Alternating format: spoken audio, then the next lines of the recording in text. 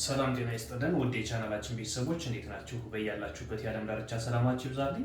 አማርኛን ማንበብና መጻፍ የማትችሉ ከሆነ ይህንን ቪዲዮ ረጋ ብላችሁ እስከ መጨረሻው ለመከታተል ሞክሩ። አዲሶች ከሆናችሁ ፎሎ አድርጉ፣ ሪፖስት፣ ኮፒ ሊንክ እንዲሁም ደግሞ ፎሎ እያደረጋችሁ ተከተሉን። አማርኛ እንዲሁም እንግሊዝኛና ሂሳብን ማንበብና መጻፍ የምትቸገሩ ባላችሁበት ሆናችሁ በኢሞ፣ በዋትስአፕ፣ በቴሌግራም በሳምንት 5 ቀን ከሰኞ እስከ ዓርብ እናስተምራችኋለን። ባላችሁበት ሆናችሁ ትምህርቱን መከታተል የምትፈልጉ ከሆነ ከላይ ባስቀመጥኩላችሁ ስልክ በ0931 32 77 66 ብላችሁ ብትደውሉ ታገኙናላችሁ።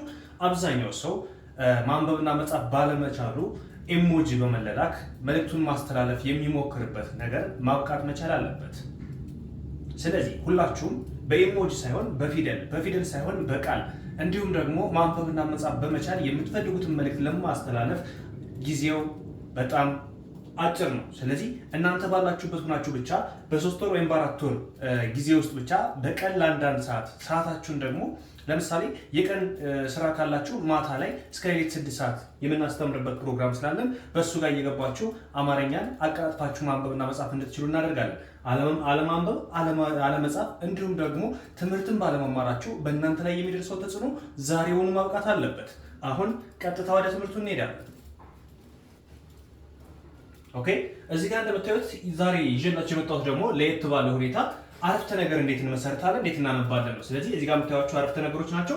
እነዚህን አረፍተ ነገሮችን አብረን እናነባለን። አረፍተ ነገር ማለት የተቋጨ ሀሳብ ወይም ደግሞ ሙሉ መልእክት ማስተላለፍ የሚችል ማለት ነው። ስለዚህ እዚህ ጋር እንደምታዩት አስቴር በጣም ጎበዝ ተማሪ ናት። ምን ይላል? አስቴር ጎበዝ ተማሪ ናት። ስለዚህ ይሄ አረፍተ ነገር ሙሉ መልእክት የሚያስተላልፍ ወይም የተቋጨ ሀሳብ ነው። መጨረሻ ላይ 4 ነጥብ እናስቀምጣለን። ምክንያቱም ከዚህ በኋላ ምንም አይነት ዝርዝር ሀሳብ ስለሌለ የተቋጨ ሀሳብ ስለሆነ አስቴር በጣም ጎበዝ ተማሪ ናት። አስቴር መሆኗን እንደሚገልጸው ጎበዝ ተማሪ መሆኗን ይገልጽልናል ማለት ነው። ሌላው አልማዝ ለቤተሰቦቿ ቤት ገዛች። ምን ይላል? አልማዝ ለቤተሰቦቿ ቤት ገዛች። አልማዝ ለቤተሰቦቿ ምን ገዛች? ቤት ገዛች። ከሰው የሚሻል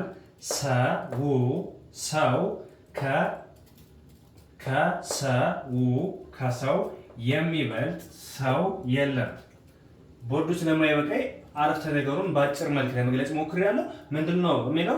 ከሰው የሚሻል እንጂ ከሰው የሚበልጥ ሰው የለም። በዚህ ምድር ላይ ከሰው የሚሻል ሰው እንጂ ከሰው የሚበልጥ ሰው የለም። ስለዚህ ከሰው የሚሻል እንጂ ከሰው የሚበልጥ ሰው የለም። ከዚች ጋር እንጂ ብላችሁ ማስገባት ትችላላችሁ። ፊደላትን አለመለየት በጨለማ ውስጥ መኖር ነው። ፊደላትን አለመለየት በጨለማ ውስጥ እንደመኖር ነው። ይህ ማለት ማንበብና መጻፍ የማይችል ሰው ሁሌም በጭንቀት ውስጥ ነው የሚኖረው። ሁሌም በሀሳብ ውስጥ ነው የሚኖረው። ሁሌም የሆነ ነገር ቢጎለኝስ፣ ሰው ፊት ቁጭ ብዬ ባወራ እነዛ ሰዎች የሆነ ነገር ቢሉኝስ፣ ይሉንታ፣ ሌሎች በጣም ብዙ ልንሸከማቸው የማንችለው ማንበብና መጻፍ ባለመቻላችን የሚጫኑን ሀሳቦች ይኖራሉ። የበታችነት ስሜት ይሰማናል። በራሳችን መተማመን አንችልም። እንደ ሰው እኩል ማውራት መናገር አንችልም። እንደ ሰው መልእክት ማስተላለፍ አንችልም። ሁሌም የምንጠብቀው ከሰዎች ነው። አንብቡልኝ፣ ጻፉልኝ፣ ይሰለቻል። ስለዚህ ይህንን ደግሞ ዛሬ ባላችሁበት ሆናችሁ መቅረብ ትችላላችሁ። በኦንላይን ትምህርቱን በመከታተል ማንበብና መጻፍ ትችላላችሁ። ሌላው በሰው እጅ መመራት ይብቃ። እስኪ ራሳችሁን ጠይቁ። ለዘመናት ያክል ማንበብና መጻፍ ሳትችሉ ይሄን ጻፈልኝ፣ ይሄን አንብብልኝ፣ ይሄን ላክልኝ እያልን ለብዙ ጊዜ ኖረናል። ሁሌ ለሰዎች ጥገኛ ሆነን። ነገር ግን ዛሬ ምን ላይ ነው ያለነው? አሁንም ቀጣይም ይሄንን ነው የምናስበው ወይስ ምን አይነት ለወደፊት ህይወታችን ምን ይዘንለታል? ምንድነው ማድረግ ያለብን? ነገም ከሰዎች እየጠበቅን አንብብልኝ፣ ጻፍልኝ እያልን ወይም ደግሞ ገንዘብ ወደ ሌሎች ማስተላለፍ ስንፈልግ ላክልኝ እያልን ሚስጥራችን ለሰው እያሳወቅነ ጓዳችን የኛ ብቻ የሆነውን ነገር ሰዎች እንዲያውቁት እያደረግነ መቀጠላችን ትፈልጋላችሁ?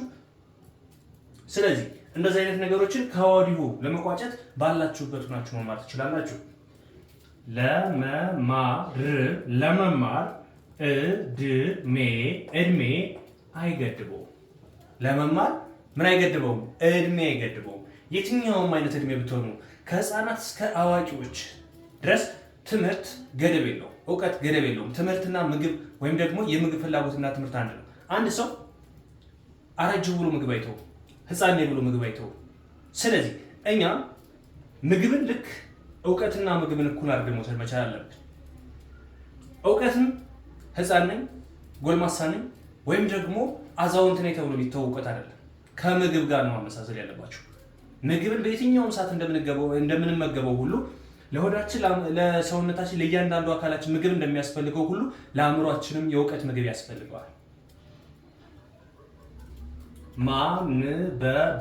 ማንበብ መቻል የዓለምን በራስ እጅ መክፈት ነው። ማንበብ መቻል የዓለምን በር በራስ እጅ እንደመክፈት ነው። የዓለምን በር በራስ እጅ እንደመክፈት ነው። ይህ ማለት ማንበብና መጻፍ ቻልን ማለት ማንኛውንም ነገር እያንዳንዱ ነገር የዓለምንም ደጋፊ የዓለምንም ሰው አስፈላጊነት በራሳችን ተንቀሳቅሰን የምንፈልገውን ነገር ማግኘት እንችላለን። ኢቭን የሆነ ከተማ ላይ ገብተን እንኳን ከሆነ ቦታ ወደ ሌላ ቦታ ለመሄድ ስንፈልግ አቅጣጫ ጠቋሚዎችን ማንበብ እንችላለን። እነሱን ማንበብ ከቻለ ሰውን መጠየቅ አያስፈልገንም። ምግብ ቤት ገብተን ምግብ ስናዝዝ ምንድን ነው የምትፈልግ ወይም ደግሞ ይሄን እንፈልጋለሁ ከማለት ይልቅ የሚመጡ ወረቀቶች አሉ፣ የምግብ ዝርዝሮች። እነሱን ቲክ አድርጋችሁ ይሄን ነው የምፈልግ ብላችሁ መናገር። ምክንያቱም ምን አለ፣ ምንድነው እዚህ ውስጥ የሚሸጠው እያንዳንዱ ነገር። እንደዚህ አይነት መስተንግዶች ለወደፊት ይቀራሉ። ምክንያቱም ወረቀቱ ይቀርብልሃል፣ ከወረቀቱ ላይ ቲክ ታደርጋለህ፣ የምትፈልገውን ነገር ይመጣላል። ከዛ ውጭ ግን ይሄን አምጪልኝ ያለው ይሄ የለም ወይ ብሎ ጥያቄ ነገር ላይሰራ ይችላል። ስለዚህ በየትኛውም ሁኔታ በኑሯችሁ፣ በህይወታችሁ፣ በእያንዳንዱ ነገር ማንበብና መጻፍ አስፈላጊ ነው። ብዙዎቻችን በገንዘባችን ማንበብና መጻፍን የምንችለው ሊመስለን ይችላል። ነገር ግን ገንዘብ እውቀትን ሊገዛ አይችልም።